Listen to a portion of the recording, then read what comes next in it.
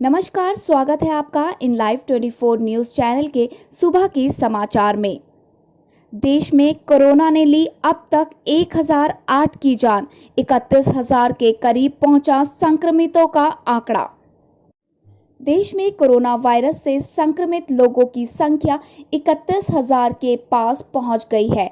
केंद्रीय स्वास्थ्य मंत्रालय की तरफ से जारी आंकड़ों के मुताबिक कोरोना महामारी से देश में अब तक कुल 1008 लोगों की जानें जा चुकी हैं और 31,324 लोग संक्रमित हुए हैं, जिसमें कि पिछले 24 घंटे में 1,886 नए मामले आए हैं। वहीं दूसरी तरफ 1008 लोगों की मौतें हो चुकी हैं।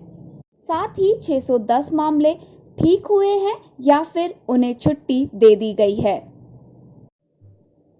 सुप्रीम कोर्ट का बड़ा फैसला, डीम्ड विश्वविद्यालयों पर भी लागू होगा भ्रष्टाचार निरोधक कानून।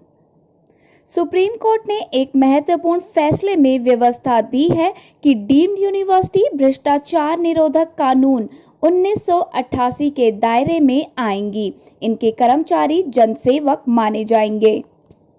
ये फैसला देते हुए जस्टिस एन.वी. रमन्ना की अध्यक्षता वाली 3 जजों की बेंच ने गुजरात की एक डीम्ड यूनिवर्सिटी के ट्रस्टी को रिश्वत लेने के मामले में बरी करने के गुजरात हाई कोर्ट के आदेश को निरस्त कर दिया। बीजेपी सांसद अनंत हेगड़े ने पीएम नरेंद्र मोदी से की ट्विटर के खिलाफ शिकायत, भारतीय सोशल मीडिया प्लेटफॉर्म लाने की भी करी मांग। पूर्व केंद्रीय राज्य मंत्री और भारतीय जनता पार्टी सांसद अनंत कुमार हेगड़े ने प्रधानमंत्री नरेंद्र मोदी से सोशल मीडिया प्लेटफॉर्म ट्विटर के खिलाफ शिकायत की है। उन्होंने ट्विटर पर बोलने की स्वतंत्रता पर हस्तक्षेप करने का आरोप लगाया है। आपको बता दें कि बीते दिनों उनका अकाउंट विवादित पोस्ट करने का आरोप लगाकर ब्लॉक कर दिया गया था। सामूहिक नमाज पढ़ने से रोकने गई पुलिस टीम पर पथराव, 3 पुलिसकर्मी घायल, 31 किए गए गिरफ्तार। जहां एक और महाराष्ट्र में कोरोना वायरस के बढ़ते मामले के बीच लोग लॉकडाउन तोड़ने से बाज नहीं आ रहे, वहीं दूसरी ओर महाराष्ट्र के औरंगाबाद में सामूहिक नमाज में शामिल होने जा रहे लोगों को रोकने गई पुलिस टीम पर पथराव किया गया। इसमें 3 पुलिसकर्मी घायल हुए।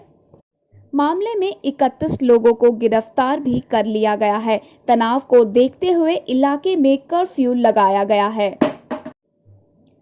चीन छोड़ रही विदेशी कंपनियों को भारत में लाने की तैयारी, केंद्रीय मंत्री रविशंकर ने राज्यों से तैयार रहने को कहा। चीन से निकलने की इच्छुक दूसरे देशों की, खासकर जापान और अमेरिका की कंपनियों को हर हाल में भारत में लाने की कोशिश में सरकार जुट गई है। इस काम में आगे आने के लिए केंद्र सरकार राज्य सरकारों को तैयार कर रही है। वहीं मुख्यमंत्रियों से चर्चा के दौरान प्रधानमंत्री नरेंद्र मोदी ने कहा था कि कोरोना काल में भारत मैन्युफैक्चरिंग में चीन का विकल्प बन सकता है। अगर राज्य अपने यहां पर्याप्त इंफ्रास्ट्रक्चर का इंतजाम कर ले तो चीन में काम कर रही विदेशी कंपनियों को भारत में निवेश के लिए लाया जा सकता है। भारत में पहले से ही पर्याप्त श्रमिक हैं। ये विदेशी कंपनियां चीन और अमेरिका के बीच चलने वाले ट्रेड वॉर और अब चीन में कोरोना फैलने के कारण उपजी अनिश्चितता की वजह से चीन से बाहर निकलना चाहती हैं। मंगलवार को केंद्रीय इलेक्ट्रॉनिक्स व आईटी मंत्री रविशंकर प्रसाद ने भी राज्यों के आईटी मंत्रियों से कहा कि अभी जो चीन के हालात हैं उसका फायदा भारत को मिलने जा रहा है। ऐसे में राज्यों को इलेक्ट्रॉनिक्स मैन्युफैक्चरिंग की तैयारी शुरू कर देनी चाहिए। वहीं चीन में काम कर रही विदेशी कंपनियों को अपने यहां लाने के लिए उत्तर प्रदेश और गुजरात सरकार पहले से ही तैयारी में जुट गई है। लॉकडाउन के बीच खुले बाबा केदारनाथ के कपाट, अभी फिलहाल श्रद्धालुओं को एंट्री नहीं। कोरोना वायरस के खिलाफ जारी जंग के बीच केदारनाथ मंदिर के कपाट बुधवार को खोल दिए गए। पूरे विधि विधान और परंपराओं के साथ आज 6:10 पर बाबा केदार के कपाट सादगी के साथ खोले गए। केदारनाथ धाम के मुख्य पुजारी शिव शंकर लिंग की मौजूदगी में मंदिर के द्वार खोले गए। कोरोना वायरस से निपटने के लिए लागू लॉकडाउन के कारण श्रद्धालुओं को धाम में जाने की इजाजत फिलहाल नहीं है। बिहार के अररिया में होमगार्ड जवान से उठक बैठक कराने वाला अधिकारी हुआ निलंबित। अररिया में कोरोना ड्यूटी के दौरान तैनात होमगार्ड जवान के साथ बदसलूकी मामले में तत्कालीन जिला कृषि पदाधिकारी को निलंबित कर दिया गया है। बिहार के कृषि मंत्री डॉक्टर प्रेम कुमार ने जांच रिपोर्ट के आधार पर मनोज कुमार को निलंबित किया है। उन्होंने ट्विटर के जरिए कहा कि कोरोना के खिलाफ महायुद्ध में शामिल प्रत्येक योद्धा, चाहे वो छोटे पद पर हो या बड़े पद पर, उनका सम्मान हमारी सबसे बड़ी प्राथमिकता है। सबका सम्मान हमारी नैतिक जिम्मेदारी भी है और हमारा धर्म भी। आपको बता दें कि कुछ दिन पहले अररिया में एक वीडियो वायरल हुआ था जिसमें जिला कृषि पदाधिकारी मनोज कुमार को होमगार्ड गणेश तमता को सजा के तौर पर उठक बैठक करवाते देखे गए थे, जिसको देखते हुए कृषि मंत्री ने जांच रिपोर्ट के आधार पर किया निलंबित। जानलेवा हो सकती है प्लाज्मा थेरेपी, ICMR और स्वास्थ्य मंत्रालय ने किया सावधान।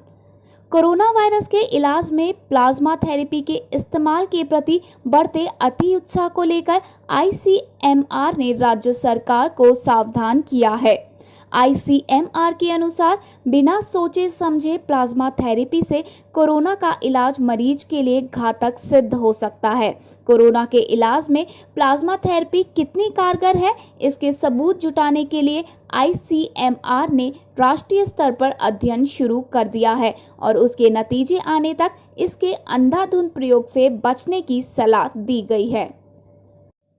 वहीं स्वास्थ्य मंत्रालय के संयुक्त सचिव लव अग्रवाल के अनुसार भारत समेत पूरी दुनिया में कोरोना वायरस का कोई इलाज अभी फिलहाल उपलब्ध नहीं है।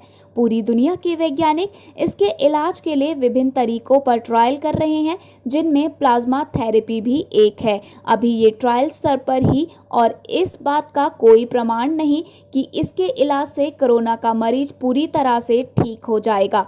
यहाँ तक कि अमेरिका की फेडरल ड्रग एजेंसी भी इसे एक प्रायोगिक थेरेपी के रूप में देख रही है।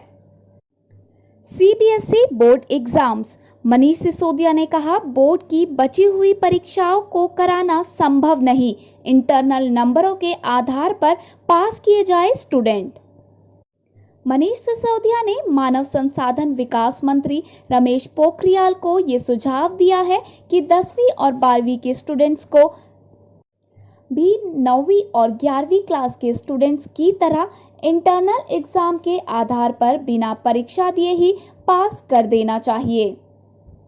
आपको बता दें कि मानव संसाधन विकास मंत्री रमेश पोखरियाल निशंक ने इससे पहले सोमवार को सोशल मीडिया के जरिए अभिभावकों से उन तमाम मुद्दों पर बात की थी जिसका सामना स्टूडेंट्स लॉकडाउन के दौरान कर रहे हैं। इस दौरान अभिभावकों की तरफ से सबसे ज्यादा सवाल बोर्ड के पेंडिंग एग्जाम के बारे में ही पूछे गए थे।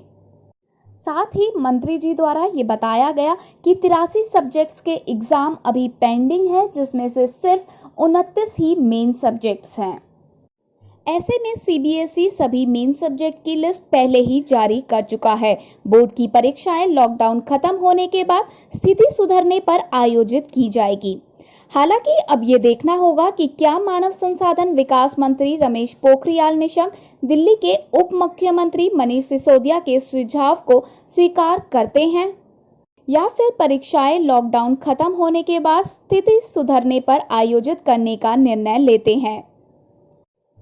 न्यूजीलैंड ऑस्ट्रेलिया ने रोकी महामारी, फ्रांस स्पेन लॉकडाउन खोलने को हैं तैयार। कोरोना वायरस महामारी के 2 सर्वाधिक प्रभावित देश फ्रांस और स्पेन ने मंगलवार को पहली बार लॉकडाउन खत्म करने के लिए अलग अलग योजनाएं रखी, जबकि खतरनाक संक्रमण का प्रसार रोकने की दिशा में न्यूजीलैंड, ऑस्ट्रेलिया व नॉर्वे ने बड़ी सीमा तक सफलता हासिल कर ली है। हालांकि ब्राजील में संक्रमण फैलता ही जा रहा है। जापान में ग्रीष्मकालीन ओलंपिक के आयोजन को लेकर संदेह गहरा गया है। पहली बार वुहान की लैब ने दावे किए खारिज, कहा हमारे पास वायरस बनाने की क्षमता नहीं। चीन में वुहान स्थित प्रयोगशाला में कोरोना वायरस को पैदा करने के दावों के बीच वुहान इंस्टीट्यूट ऑफ वायरोलॉजी के प्रमुख ने इसे खारिज किया है। WIV के प्रोफेसर और इसकी नेशनल बायोसेफ्टिटी लेबोरेटरी के निदेशक युआन जामिंग ने कहा कि ये सभी दावे दुर्भावनापूर्ण हैं और इनका कोई आधार नहीं। उन्होंने कहा, हम अभी तक नहीं कह सकते कि ये बीमारी कहां से पैदा हुई। सीरिया में ईंधन से भरे ट्रक में बम विस्फोट, 36 की जान गई, 47 से अधिक हुए घायल। तुर्की के रक्षा मंत्री के अनुसार मंगलवार को उत्तरी सीरिया के आफरीन में ईंधन से भरे ट्रक में किए गए विस्फोट में तुर्की समर्थित विद्रोहियों समेत 36 लोगों की मौत हो गई। इसके अलावा धमाके में 47 लोग घायल भी हो गए। अभी तक इस हमले की किसी भी आतंकी संगठन ने जिम्मेदारी नहीं ली है, लेकिन तुर्की ने इसके लिए कुर्द लड़ाकों को जिम्मेदार ठहराया है। इस बड़े बम धमाके में कई गाड़ियां और दुकानें भी जल गई, साथ ही कई लोगों के जिंदा जल जाने की भी खबरें हैं और अधिकारियों के मुताबिक मृतकों की संख्या में अभी और इजाफा हो सकता है। डोनाल्ड ट्रंप ने दिए संकेत, कोविड-19 से हुए नुकसान के लिए अमेरिका ला सकता है चीन पर बिल। राष्ट्रपति डोनाल्ड ट्रंप ने इस बात की ओर संकेत दिए हैं कि कोविड-19 से अमेरिका को हुए नुकसान की भरपाई के लिए वो चीन पर जर्मनी से भी बड़ा बिल लेकर आएगा। ट्रंप ने रोज गार्डन के संवाददाता सम्मेलन में जर्मनी के मुआवजे संबंधी दावे के बारे में पूछे गए एक सवाल के जवाब में कहा, हम उससे आसान चीजें कर सकते हैं, हमारे पास वैसा करने से भी आसान तरीके मौजूद है। ट्रंप से पूछा गया था कि क्या अमेरिका भी जर्मनी की तरह ही क्षति के लिए 140 अरब डॉलर मुआवजे के रूप में मांगने जैसा कदम उठा सकते हैं। ट्रंप ने कहा, जर्मनी भी कुछ विचार कर रहा है और हम भी कुछ देख रहे हैं और जर्मनी जितने मुआवजे की बात कर रहा है, हम उससे कहीं बड़ी राशि की बात कर रहे हैं। परमाणु बम बनाने वाले वैज्ञानिक कोविड-19 का इलाज खोजने में जुटे। कोरोना के कहर से सबसे ज्यादा करार रहे अमेरिका को महाशक्ति होने की छवि को धक्का लगा है और जिसे सुधारने के लिए वो खुफिया मिशन में जुट गया है। परमाणु बम बनाने में मदद करने वाले वैज्ञानिकों और कुछ उद्योगपतियों ने मैनहट्टन प्रोजेक्ट शुरू किया है। इस मिशन के जरिए कोरोना का इलाज खोजा जाएगा और खुफिया जानकारी सीधे अमेरिकी राष्ट्रपति कार्यालय व्हाइट हाउस तक पहुंचाई जाएगी। वहीं अमेरिका के दर्जन भर से ज्यादा शीर्ष वैज्ञानिक और अरबपति इसका हिस्सा हैं। कोरोना के कहर से भी नहीं टलेगा राष्ट्रपति चुनाव, ट्रंप बोले 3 नवंबर अच्छी तारीख। अमेरिकी राष्ट्रपति डोनाल्ड ट्रंप का कहना है कि इस साल होने वाले राष्ट्रपति चुनावों को नहीं टाला जाएगा। कोरोना वायरस के संकट के बीच इस बात के कयास लगाए जा रहे थे कि चुनाव की तारीख में कोई बदलाव हो सकते हैं। अमेरिकी राष्ट्रपति ने कहा कि मैं चुनाव को क्यों आगे बढ़ाऊंगा, 3 नवंबर को ही चुनाव होगा, वो अच्छी तारीख है। पाकिस्तान सिंध प्रांत के गवर्नर, कोरोना पॉजिटिव संक्रमितों की संख्या 14,000 के करीब। गवर्नर इमरान इस्माइल ने कहा कि मेरा मानना है कि ये कुछ भी नहीं है, इसके लिए हम तैयार हैं। अल्लाह हमें महामारी से लड़ने के लिए शक्ति दे। इससे पहले मार्च में सिंध के शिक्षा मंत्री Saeed Ghani corona virus positive पाए गए थे। आपको बता दें कि पाकिस्तान में कोरोना वायरस से मरने वालों की संख्या 293 हो गई है, जबकि सोमवार को कुल मामले बढ़कर 13,947 हो चुके थे। सिंध में अब तक 4,956 पॉजिटिव केस सामने आए हैं। यहां पर 50 पुलिसकर्मी समेत 6 इंस्पेक्टर भी कोरोना संक्रमित पाए गए हैं। गूगल, फेसबुक को लगा कोरोना का जोर का झटका, डिजिटल विज्ञापन से कमाई घटी। कोरोना वायरस के कारण पैदा हुए संकट के बीच कंपनियां खर्चों में कटौती कर रही है। इस वजह से डिजिटल विज्ञापन पर उनका खर्च घटा है। ऐसे में गूगल और फेसबुक जैसी कंपनियों के लिए परेशानी खड़ी हो सकती है, क्योंकि उनकी आय का एक बड़ा हिस्सा डिजिटल विज्ञापन से आता है। कुल मिलाकर स्थिति ऐसी बन रही है कि गूगल और फेसबुक जैसी कंपनियों की आय पहली बार वास्तव में घट सकती है। कंपनी के सीईओ सुंदर पिचाई ने कर्मचारियों को भेजे संदेश में कहा कि अगले 1 साल के लिए कंपनी नई नौकरियां देने में कटौती करेगी। वहीं कोरोना की वजह से दुनिया के ज्यादातर देशों की आर्थिक स्थिति बिगड़ गई है। लाखों लोगों की नौकरियों पर संकट मंडरा रहा है।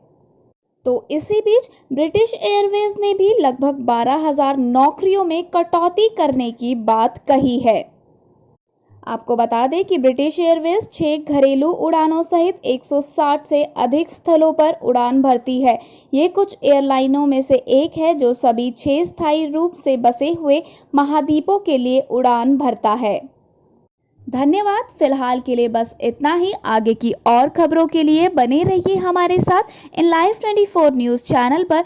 और अगर आपको हमारी ये वीडियो पसंद आई हो तो प्लीज़ लाइक और दोस्तों के साथ शेयर करना बिल्कुल ना भूलें। और जाने से पहले चैनल को सब्सक्राइब ज़रूर करें।